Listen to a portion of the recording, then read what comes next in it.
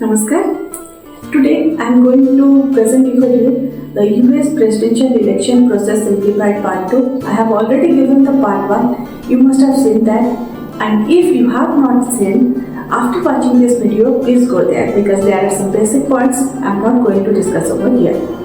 Now we will come to the topic. The presidential election of US is completely different from any other republic of the world. During the framing of the constitution, the founding fathers were divided into two schools of thoughts. One part wanted the president of the US should be elected by popular vote, and the other part wanted the US president should be elected by the Congress. Now today there is mixture of the two school of thoughts.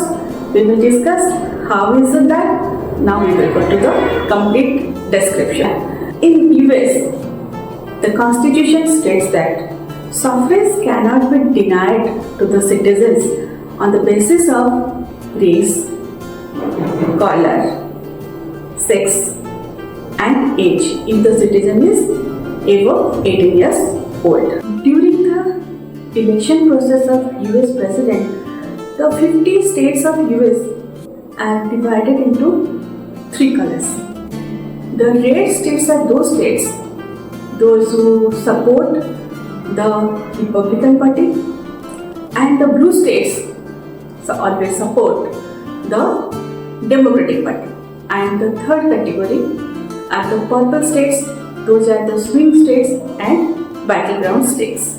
The candidates and political parties don't give importance to red states and blue states.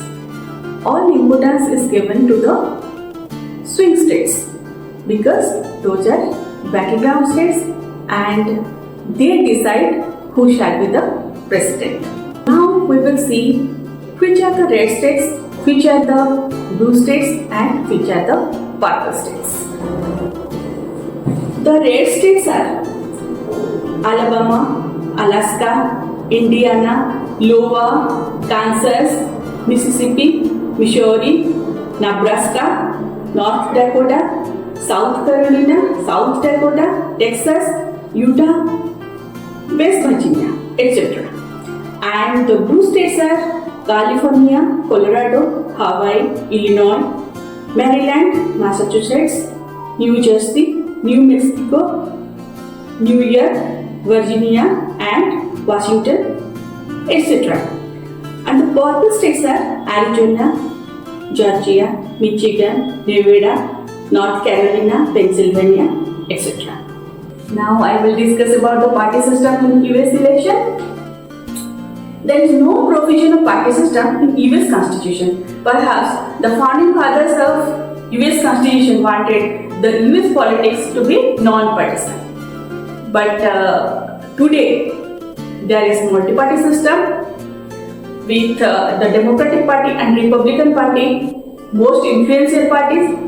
Some other parties are also existing there. Those are Reform parties, Constitution Party, Green Party, Socialist Party, etc. But the first president of America, George Washington, was elected independently.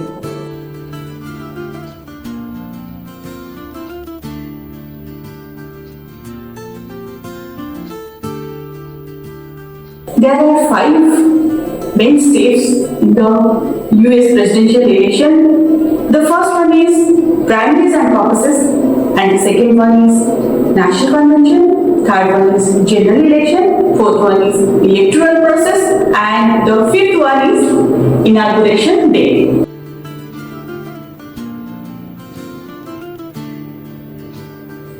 The election process in the United States is highly decentralized. It is like the amalgamation of the state elections rather than the single election conducted by the federal government. Regarding the primaries and caucuses, it is nowhere mentioned in the Constitution of America.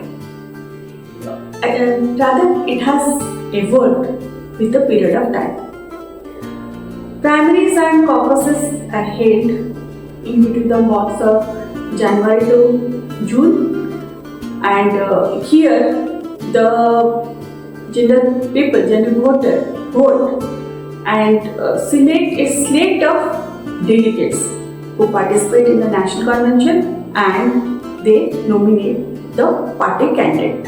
In between primaries and caucuses, the primaries are arranged by the state government and local government, whereas the caucuses are conducted by the political parties.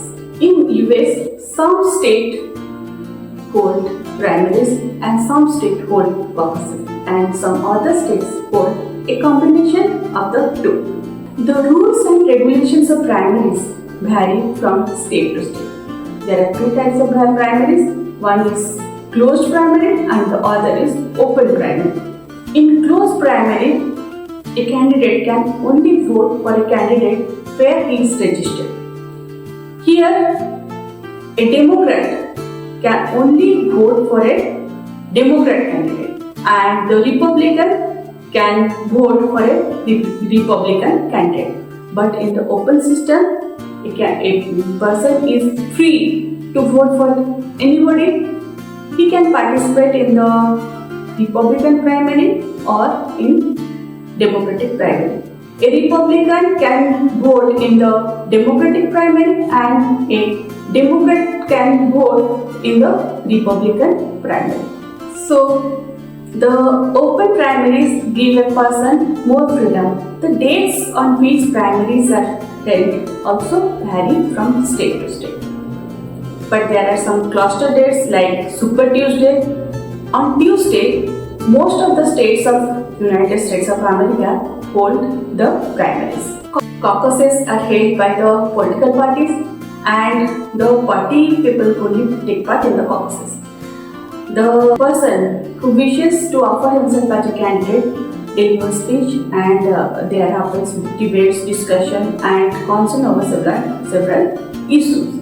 Then after all the speeches, debates, discussions, there is ballot. At many places there are secret ballots, and in some places there are open ballots too. As we have already discussed, the people vote for the delegates.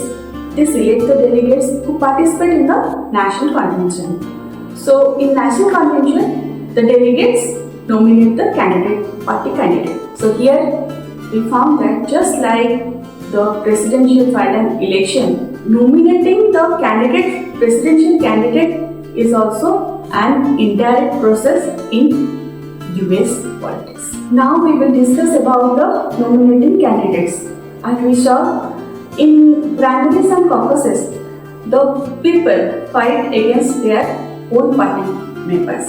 After being nominated in the nominating convention, they face the opposite party candidate and fight against them in the general election. In the nominating conventions, by the state laws and the party laws, the delegates are bound to vote for the parties for which they have become the delegates. But there are also instances that the delegates have voted for the opposite party. In the national convention, the delegates admit to vote for the candidate for whom the people have sent them to the national convention. But in many cases, it is seen that the delegates prefer to vote for some other person, and they try to make them the presidential candidate.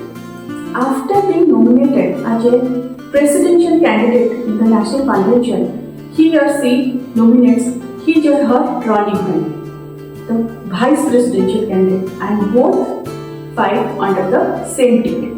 As I have told in the first part, that presidential election is held on first Tuesday after the first Monday of the month of November. There is a beautiful logic behind it. The month of November, because this is a suitable month in America, and on Sunday the people worship, on Monday they come to the polling station by horse, and they cast their vote on Tuesday and do their shopping on Wednesday. Postal voting system is also prevalent in US election. During the pandemic, means this postal ballot means mail-in vote is for the absentee voters, those who are not able to come to the polling station. During the COVID-19, the pandemic, the voter turnout was very good in US due to this mail-in vote process. As we have already discussed in the part 1, the President of America is elected indirectly. In the general election, people don't vote for the presidential candidate. Rather, they select electors who form the electoral college and they vote for the president and elect the president. To the electoral college in US presidential election, each state sends a particular number of electors on the basis of its population as per the report of census. After the census, states lose or gain the number of electors. According to the Article 2 of US Constitution, the states is given the number of electors equal to the number of members the state sends to the both the houses of Congress combined.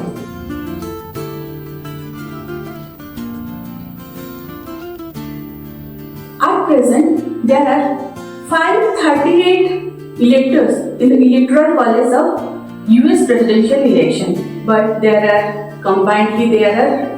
535 members in both the houses of Congress in US.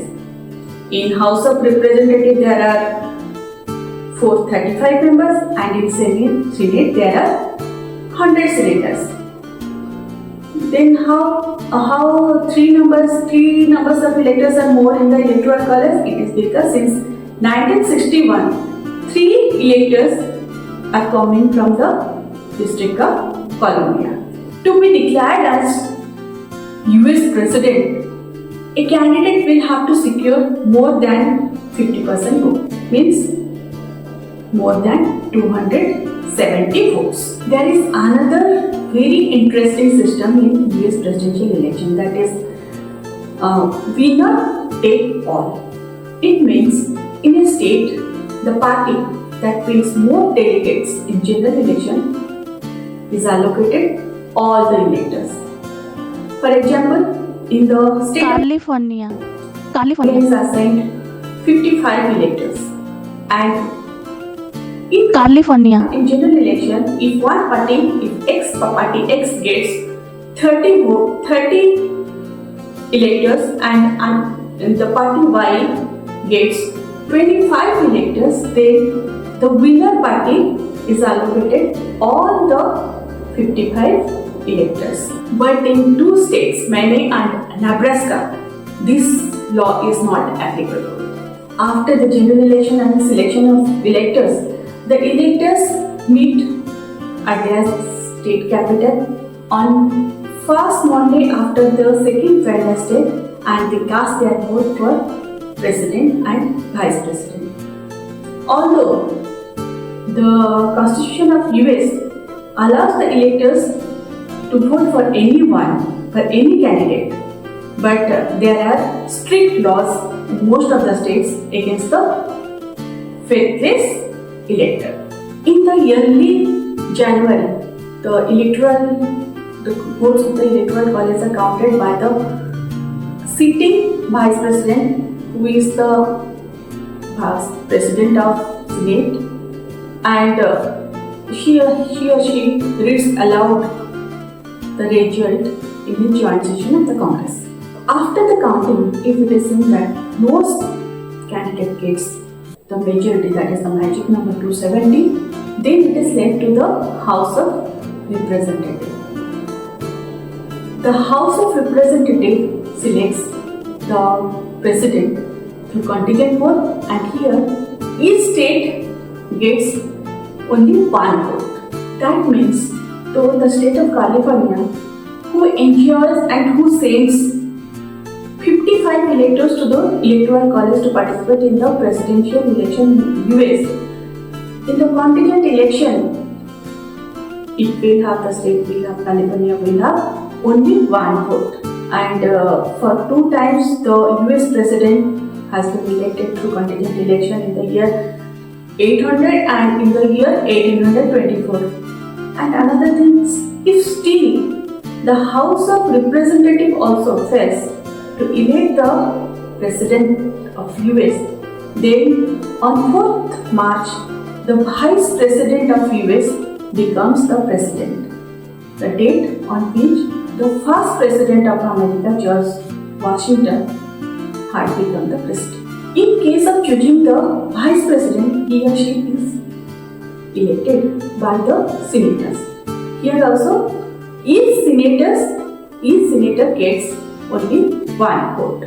In 1834, for the first time, only once and only one time, the senators had elected the Vice President. The presidential term begins from the inauguration date, that is 20th January, according to the 12th Amendment to the US Constitution. I have tried my best to simplify the procedure of election of US President. Hope you like it, and please don't forget to like, subscribe and comment. And again, if you want the complete notes, then you can DM me. I will send you immediately. Thank you.